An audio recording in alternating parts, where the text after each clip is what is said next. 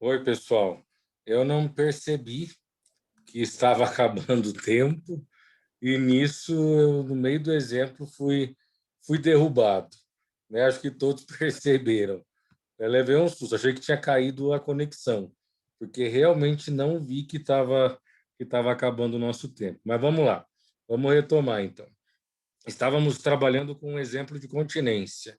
Então, João e Maria são casados, cada um diante da não mais vontade de estarem juntos, né, dentro do mesmo matrimônio, eles se separam fisicamente, cada um procura um advogado. E aí, a ação que é ingressada primeiro vai depender da velocidade do advogado de cada um. Nós terminamos o exemplo falando: João, por meio do seu advogado, ingressa com uma ação só pedindo o divórcio. Só pedindo o divórcio. Por sua vez, Maria ingressa com uma ação pedindo o divórcio, mas além do divórcio, ela pede pensão alimentícia, pede alimentos e também pede a divisão dos bens. Perceba, com esses exemplos, nós conseguimos vislumbrar, né, pelo menos espero que vocês estejam conseguindo verificar, essa figura da ação contida e da ação continente. Lembra que eu falei que a ação contida é aquela que tem o pedido menor, e a ação continente é aquela que tem o pedido maior, mais amplo, e que acaba abarcando, englobando o pedido menor. A ação do João pede só o divórcio, um pedido só. A ação da Maria pede o divórcio, alimentos e a divisão dos bens adquiridos pelo casal. Então, por esse exemplo, a ação continente é a ação da Maria, porque ela envolve o pedido do João, que é o divórcio, ela pede o divórcio, mas pede mais duas coisas. Então, é um pedido maior, mais amplo. E a ação do João é a ação contida, né? Então, dentro do nosso exemplo, a ação do João, ela é a contida e a ação da Maria é a continente. Até aqui tudo bem? Estão me acompanhando?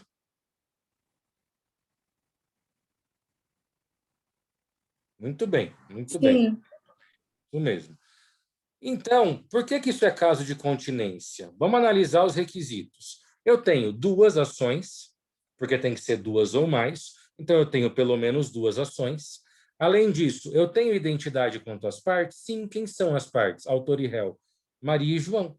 Em uma é Maria contra o João, na outra é João contra a Maria, mas são as mesmas pessoas envolvidas. Então eu tenho identidade quanto às partes. E eu tenho também a mesma causa de pedir? O mesmo motivo do processo? Tenho. Nos dois casos, o motivo das duas demandas é: não aguento mais você, não quero mais ficar junto com você. As duas demandas, elas são construídas a partir de uma insatisfação de ambos com eles mesmos, né? Com o outro, com o relacionamento, enfim.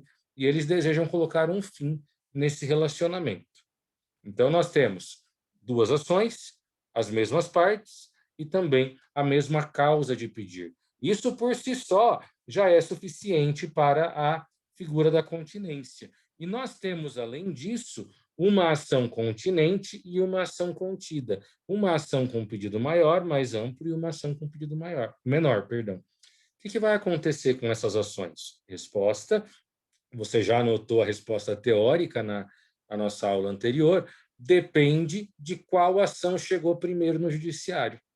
Se a ação da Maria, que é a maior, chegou primeiro, foi protocolada, proposta primeiro, não tem sentido a ação do João ser julgada, porque ao julgar a ação da Maria, vai também analisar o pedido do João. Então eu mato a ação do João, que é a que chegou depois. Arquivo ela e o juiz continua tocando só a ação da Maria. Agora, se a ação do João chegou primeiro, que é a contida, é a menorzinha, a ação do João sozinha não é suficiente para analisar todos os pedidos que a Maria apresentou, porque a ação da Maria é maior. Então, o que vai acontecer? Eu reúno as duas ações para que elas sejam conduzidas de maneira conjunta. Lembra sempre, nunca se prejudica a ação que chegou primeiro. A ação que chegou primeiro, ela tem preferência. A ação que chegou primeiro tem que ser preservada. Aí, qual vai ser o efeito sobre a ação que chegou depois? Depende. A ação que chegou primeiro é a maior zona? Se é a maior zona, ela é suficiente para analisar, para responder, inclusive, a ação mais nova. Então, eu arquivo a ação mais nova, que é a menor. Agora, se a ação que chegou primeiro é a contida, é a menor, então ela não é suficiente para dar todas as respostas da ação maior, da ação continente. Então, por isso que eu preservo as duas, ambas são reunidas e serão decididas de maneira conjunta. Isso é continência. Tudo isso que eu falei está nos parágrafos do artigo 56. Se você abre o artigo 56 e lê-lo do início ao fim, você vai encontrar todas essas perspectivas que eu apresentei para vocês. Tudo bem? Alguma pergunta sobre continência?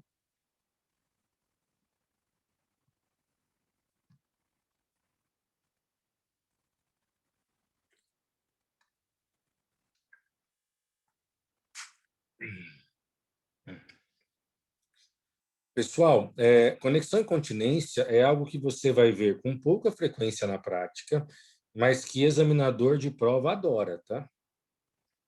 As pessoas fazem muita confusão com conexão e continência, mesmo não sendo algo complexo, assim, tem coisas muito mais complexas no processo, mas o examinador gosta bastante de perguntar em torno da conexão e da continência.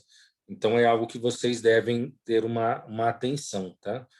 Tomem um certo cuidado quando forem estudar conexão e continência, muito importante.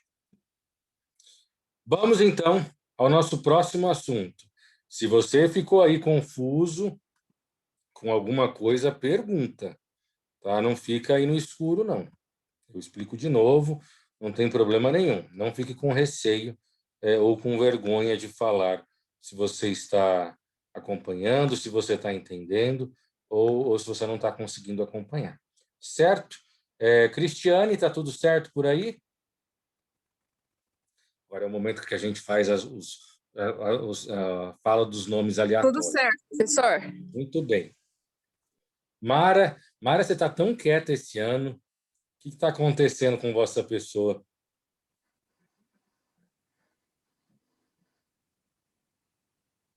Mara, não estou te ouvindo, não. Tô aqui. Ah, tá. Está entendendo? Tô entendendo. Por que você está quieta? Anotando. Oi? Tô anotando tudo. Ah, tá. Tá certo, tem que anotar mesmo.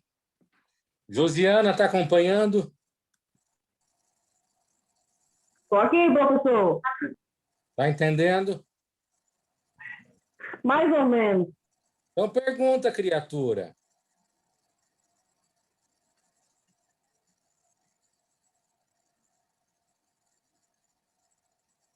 Josiana, não quer perguntar, não?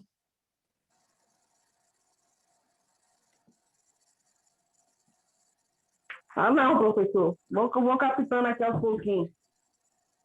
Bom, você que sabe. Mas não é para ficar com dúvida. Que coisa.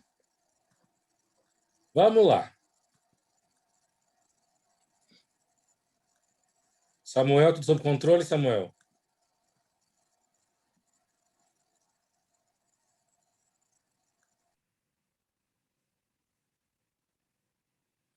Ótimo. Próximo assunto, intervenção de terceiro. Meus queridos, de tudo que a gente falou até agora, existem dois conteúdos que são, assim, você precisa colocar glitter, sabe?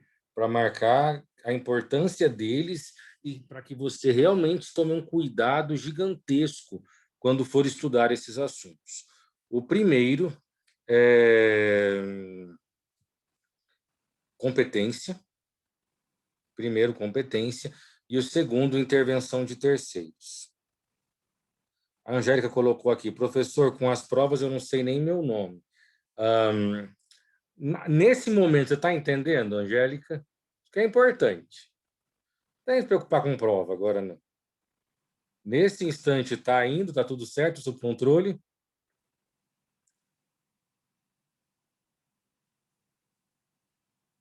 Isso mesmo, anote tudo. Então, meus queridos, deem muita atenção a dois conteúdos, competência e intervenção de terceiros. São conteúdos fundamentais, normalmente provas em que cai teoria geral do processo, a primeira parte, esses dois assuntos, assim, despencam mesmo, porque as pessoas fazem muita confusão em torno deles. Vamos começar a entender intervenção de terceiro o mais simples possível, claro que de uma maneira simples, mas também adequada e correta. Como vocês já sabem, nós estamos retomando vários conteúdos. Não dá para a gente achar que vai conseguir trabalhar nas minúcias tudo isso. Mas tudo isso que nós estamos conversando faz parte do procedimento comum, faz parte desse primeiro momento do processo civil. Então, não ache que a gente está perdendo tempo aqui revisando, de maneira nenhuma. Tudo isso faz parte desse primeiro ponto, né, que é o procedimento comum. Vamos lá. Primeira coisa para a gente falar... Oi? Acho que liberou sem querer o microfone. Primeiro ponto para a gente falar, o nosso ponto de partida sobre intervenção de terceiro, é compreender quem é o terceiro. Tá? E mais do que isso, entender quem é o terceiro que pode se manifestar no processo. Então, a gente precisa pensar assim, o processo ele é composto pelas partes e pelos sujeitos processuais. A gente já falou sobre isso, nós temos as partes e temos os sujeitos processuais. Partes, autor e réu, sujeito processual, todo mundo que de alguma maneira participa do processo, todo mundo que em algum momento está no processo. Então, o juiz não é parte, mas é sujeito do processo. Oficial de justiça não é parte, mas é sujeito do processo, porque de alguma maneira ele participa daquele provimento jurisdicional. Terceiro, jovens, da maneira mais simples possível, terceiro é quem não é parte. Simples assim. Quando eu entendo que terceiro é aquele que não é parte, nós conseguimos concluir que nós, cada um de nós, somos terceiros de todos os processos existentes no país do qual nós não somos autores ou nós não respondemos. Então, terceiro é quem não é parte. Simples assim. Como consequência, somos terceiros de todas as demandas que não propusemos ou que não, né?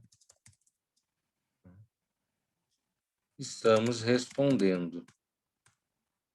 Então, meu querido, se você não possui nenhum processo tramitando, nenhum processo pendente, né?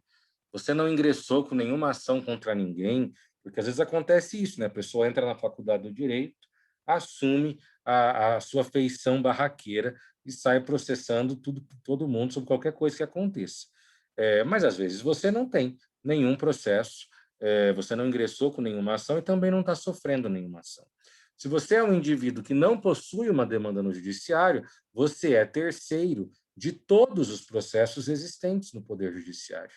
Porque terceiro é quem não é parte, é quem for autor ou quem for réu. Simples assim. Quem não é autor e quem não é réu. Simples assim. Simples assim.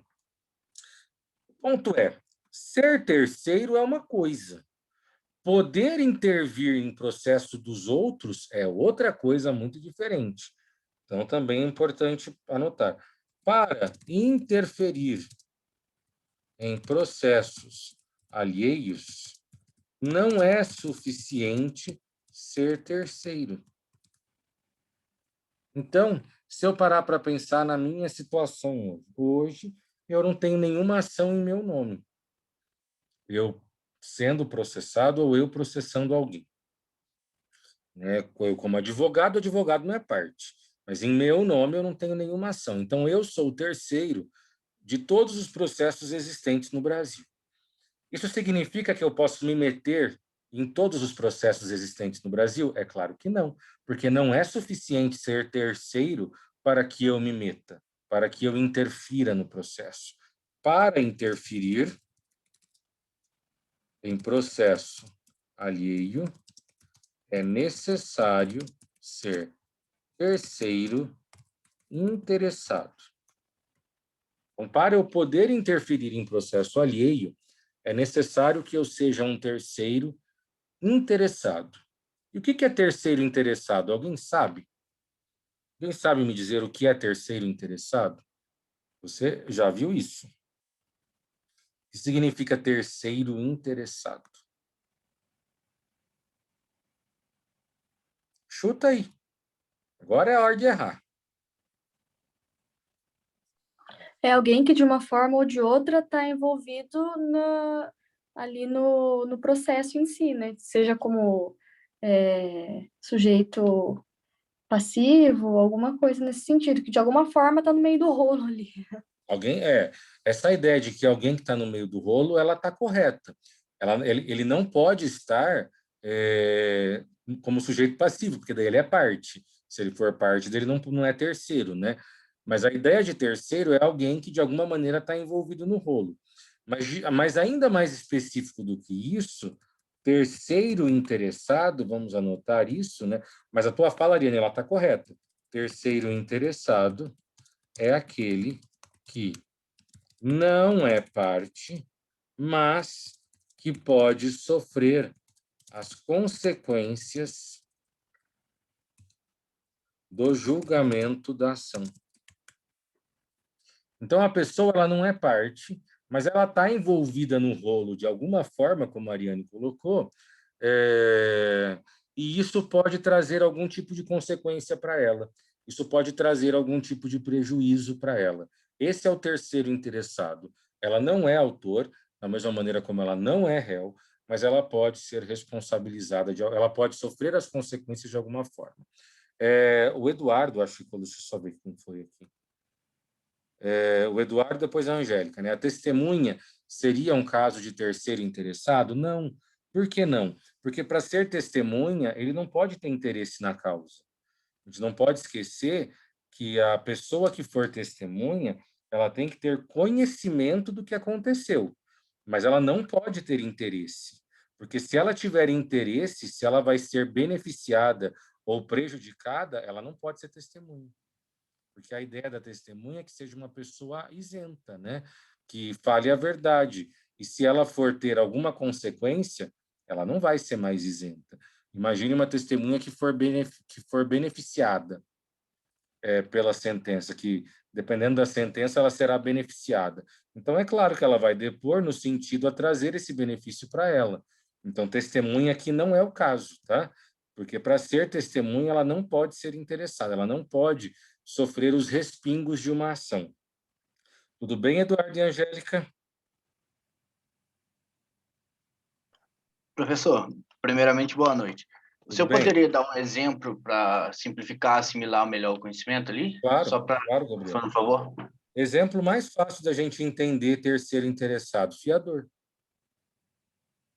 Sabe? Pensa assim, Gabriel, você foi alugar uma casa e você é o locatário, você está alugando a casa para você morar. E você aluga a casa da Mara, por exemplo. A Mara está alugando um imóvel, você aluga a casa da Mara. E aí a Mara exige um fiador nesse contrato de locação. E eu serei o seu fiador, por exemplo. Aí tem lá o contrato de locação, Mara é a locadora, Gabriel é o locatário, todas as previsões contratuais, e lá no final tem fiador, coloca lá o Tiso como fiador, beleza. Você não paga o aluguel. Ou você sai da casa e deixa a conta de água vencida, a conta de luz vencida. A Mara ingressa com uma ação contra você. A Mara vai e ingressa com uma ação contra você de cobrança desses aluguéis ou desses débitos vencidos. Ela poderia ingressar contra mim? Poderia também, como fiador, mas ingressou contra você. Nesse caso, eu sou o terceiro, se ela ingressou só contra você. Porque qual é o conceito de terceiro? Aquele que não é parte. Se ela não me colocou também no polo passivo, eu sou terceiro nesse caso. Mas eu sou o terceiro como, por exemplo, a Ariane, que não tem nada a ver com a história? Não, a Ariane é terceiro, qualquer. Eu sou o terceiro interessado. Por quê? Porque se você não pagar, eu posso me lascar. Então, eu tenho interesse nessa situação, eu tenho interesse nesse processo. Então, aqui é uma circunstância em que eu, terceiro interessado, posso intervir, posso participar dessa lide. Por quê? Porque o cano da arma, né? O cano da espingarda pode ser virado contra a minha pessoa. Entendeu, Gabriel? Muito melhor agora, professor. Muito obrigado. Nada. Ana Paula colocou herdeiro, professor. Seria também? Dependendo da situação, sim. Dependendo da situação, sim. Existe uma... Vocês estão tendo direito de família, né? Ou já tiveram? É que são duas turmas, né? São duas turmas, então então se... Porque vocês aí, Eduardo, Mara, vocês estão no quinto? Quinto, né? Tá. Não, então vocês devem ter direito de família, acho que no sétimo só. Não sei, acho que vocês pegam, não sei se é a grade nova, não lembro agora. Mas vocês vão estudar que existe um termo chamado espólio. Vocês já ouviram falar sobre espólio? Espólio é um termo que vocês entendem, assim, é tipo, alguém chega para você e fala, porque eu espólio tal coisa. Tudo certo? Ok. Caso alguém não tenha ouvido falar, espólio é tipo o que o morto deixou, sabe? Quando uma pessoa morre, existe o espólio do falecido. Então, o espólio é o conjunto de bens deixados pelo falecido. Isso é espólio, tá? Existe já um reconhecimento pacífico na doutrina e jurisprudência de que o espólio pode ser parte de um processo, enquanto não foi feita a divisão dos bens, né? Então, a pessoa faleceu, existe uma cobrança contra a pessoa. Então, imagine assim, vem vindo uma cobrança contra a minha mãe, está tramitando. Minha mãe morre durante esse processo, porque as pessoas morrem. Pelo falecimento dela, ela é substituída pelo espólio, vai ser espólio da minha mãe, que é o conjunto, o patrimônio que ela tem. E vai ser espólio por quê? Porque ainda não foi feita a divisão desse patrimônio. Então, o processo se volta contra o espólio. O processo se volta contra o espólio, mas eu sou herdeiro, obviamente interessado nessa situação. Se eu verifico que esse processo contra o espólio pode me prejudicar, eu sou uma pessoa, um terceiro, que tem ali a possibilidade de intervir, porque eu posso sofrer as consequências negativas ou positivas dessa situação.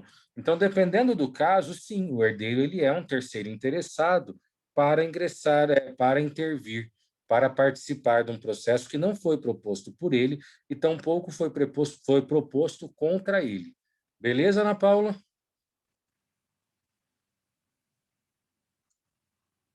Ótimo. Então, nosso ponto de partida é exatamente esse, né? Entender o que é terceiro. Terceiro é aquele que não é parte, mas para poder intervir, ele tem que ser um terceiro interessado, ou seja, precisa ser um terceiro, não parte, que possa sofrer as consequências do julgamento da lide, possa ser atingido pelo processo. E esse ser atingido é beneficiado ou prejudicado. Quando a gente vai para o código, existem 5 intervenções de terceiro específicas. Então, o código prevê 5 intervenções de terceiro específicas. Prevê, vamos anotar, né? 5 intervenções de terceiros específicas ou próprias.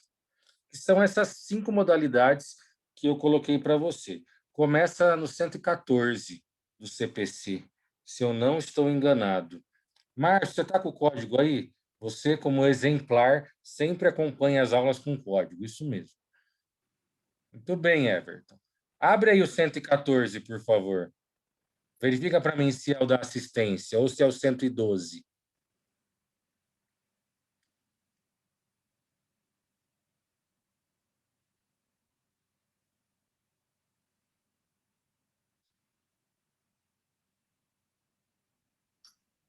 O 112 fala que o advogado poderá renunciar ao mandato a qualquer tempo, provando na mesma forma prevista. E o 114? E o 114, o litisconsórcio será necessário para disposição de lei ou quando, pela natureza da relação jurídica controvertida, a eficácia da sentença depender da citação de todos que devam ser litisconsortes. Tá. Não é esse também. Vai no próximo. Quando É o vai estar escrito assim no 119, título, professor. assistência. Oi? É o 119. 119. Obrigado, André.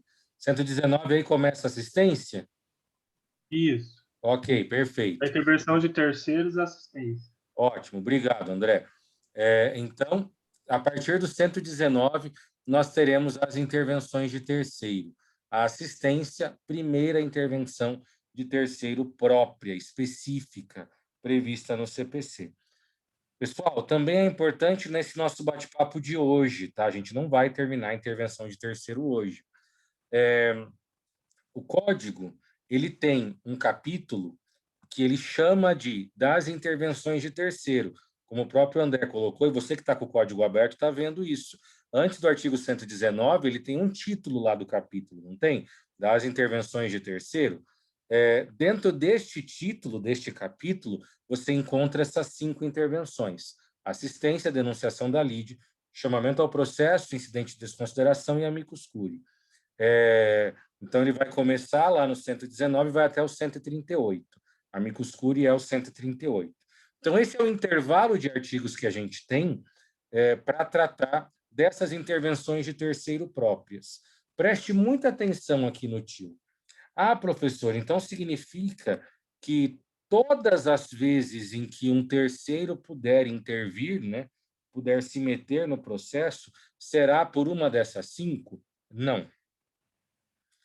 Eu sei que isso não é tão simples, né, na cabeça, mas apesar do código criar um capítulo só para intervenção de terceiro e identificar essas 5 modalidades neste capítulo, existem outras situações no código em que eu tenho terceiro se manifestando sem ser por essas 5.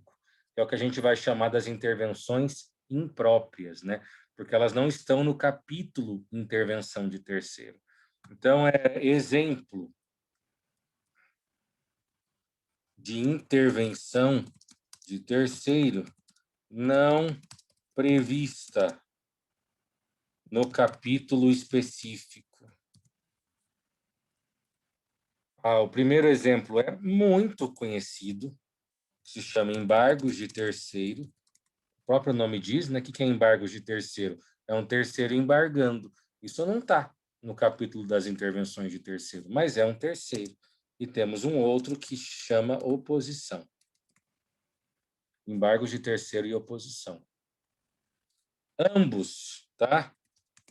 Embargos de terceiro e oposição são procedimentos especiais. Quando a gente classifica eles, eles são procedimentos especiais. Professor, Calma aí que veio uma pergunta aqui. Só deixa eu concluir aqui, eu já vejo a pergunta. Então, nós temos as intervenções dentro do capítulo de intervenção, que são essas 5, que é o nosso objeto de estudo. E nós temos outras 2 formas de terceiro se manifestando no processo, que não estão no capítulo de intervenção, porque são manifestações independentes, são ações autônomas, elas vão ter número próprio, é como se fosse um outro processo, tá? Que vai ser protocolado e vai ser amarrado ao processo principal. Mas isso você vai estudar depois em procedimentos especiais. É a última parte do processo civil, você vai estudar esses procedimentos. E a gente vai falar sobre embargo de terceiro, vai falar sobre oposição, tá? Nesse momento, basta que você entenda que existe um capítulo chamado de intervenções de terceiro, e este capítulo ele acontece, ele prevê 5 modalidades, em que, em regra, essas modalidades acontecem, são exercidas dentro do processo. Não vão gerar um processo novo, não vão gerar um processo à parte. Elas vão ser manifestações vinculadas a esse processo principal, vão acontecer dentro desse processo. Agora, existem outras duas formas de terceiro intervir, previstas em outro lugar no código, mas daí que serão processos à parte. É uma outra situação. Uma pergunta aqui, professor.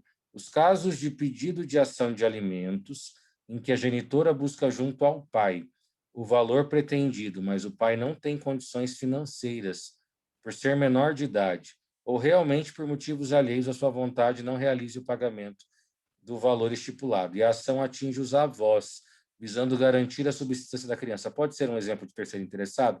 Pode. Perfeito, perfeito exemplo. Desde que os avós ainda não tenham sido colocados como parte do processo. Então, se eu tenho uma ação de alimentos em que só tem os genitores brigando, ou filho contra o genitor, por exemplo, os avós, percebendo que o filho não tem um pardal para dar água, eles passam a ser terceiros interessados. Por quê? Porque pode sobrar para eles. Então, é bem isso a figura do terceiro interessado que poderá intervir, viu, pessoal? É esse terceiro que pode se lascar, entendeu? Que pode ser arrebentado por conta de um processo. E aí nós temos essas 5 modalidades. O que a gente vai fazer? Estamos com 4 minutos, né? Não vou correr o risco de começar algo para cair. Mas só para que você entenda. Eu vou te explicar, na nossa aula de quinta-feira, né, nosso encontro, todas as modalidades. Você vai entender o que é cada uma dessas modalidades. Mas mais do que isso, eu vou te dar macetes, dicas, para que você consiga, com uma certa facilidade, verificar, reconhecer, não, isso é assistência. Isso é caso de denunciação. A maior confusão, ela acontece entre a denunciação e o chamamento ao processo. Os demais, eles são bem específicos, sabe?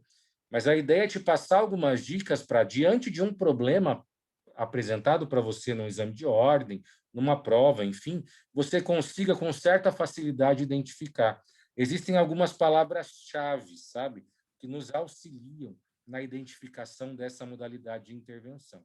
Então, semana que vem não, quinta-feira, né, a gente continua o nosso estudo, aí sim, falando das 5 modalidades. Beleza, meus queridos? Ficamos por hoje por aqui. Estamos com 3 minutos para encerramento da aula. Beijos e abraços, até mais. Tudo de bom a todos. Boa noite. Até Boa noite, o professor. nosso próximo Boa noite, encontro. professor. Valeu. Tchau, tchau. Boa noite, professor.